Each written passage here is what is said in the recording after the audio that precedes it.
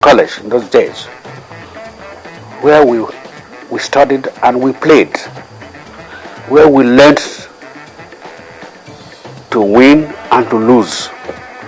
We shared a common experience, and so it was a very close society, very close society, and we operated between the campus and the town, which was 3 miles away in those days.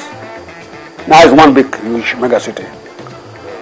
So to go back to the four,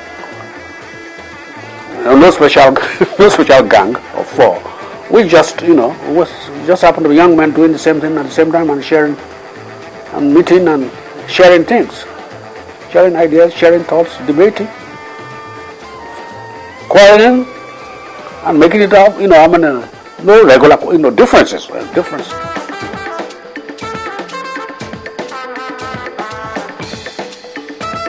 I would like to believe that I am several persons, several aspects to me, but I could be one thing to one person and another to some other person. But specifically, the Wives' Revolt was a play out of my imagination, using the experience of life art. So the story of an oil company, probably Shell, also, this is all imagination. But up to today, they still pay. They make payments to the communities, to various communities, which maybe don't go down to everybody. And there's fight over the over the so-called payments which the oil companies make to villages in the Niger Delta, and causing confusion there, further confusion there. So you will see the confusion right from the house. The men say they want this share, the husband is leading, and the wife is leading the opposition. Say no, you don't share like this, and I drew upon honorable. Even I think the Yorubas have it, our various communities have it. So when things are really bad in the village, the women get together and they stage their protest to show the men cannot do without them, and that they are mothers, their wives, they are mothers, and they can either walk away, like these ones do in this village, which I put in my grandmother's town, and that's near Turugu, where the gas is flaring today. They can either migrate, as they did in the Wives' Revolt, or they can sleep in town. They can come on the street. The Kokori women did it a few weeks ago in they stripped just to the Tuza. But they can go all the way when things are really bad. They really take off their clothes, and then the men cannot look, and they capitulate. So women power is not a question of coming from one party and crossing to the other, to make a statement. No.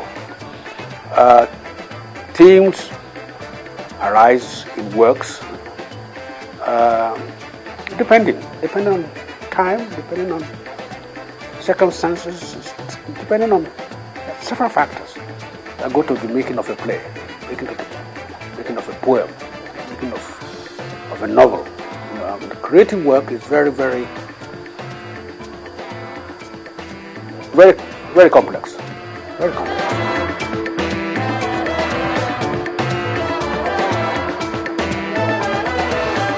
I have just finished a foreword for a forthcoming book, which my friends in Port Harcourt. The author and editor is Dr. Mofia Akobo.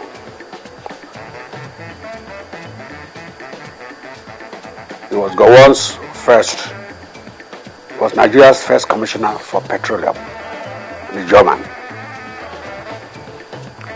He's put together a collection of essays, not essays, I would say documents, from independence, and just on one aspect of Nigeria affecting the Niger Delta. And I read them, I knew them, some of them, even by some written by Joe, National Congress, that's by minorities movements, various documents, and government documents. Specifically, I picked on one in the collection. The story of the river basin authorities, which were set up from Sokoto, Chad to Akoka, you name it, to the Niger Delta.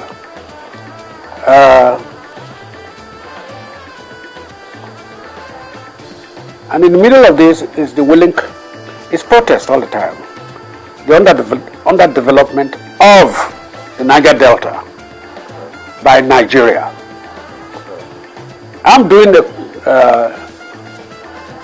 a documentary series right now for television on the old ports of Nigeria, which carried the agricultural economy of this country before oil came, fossil oil came.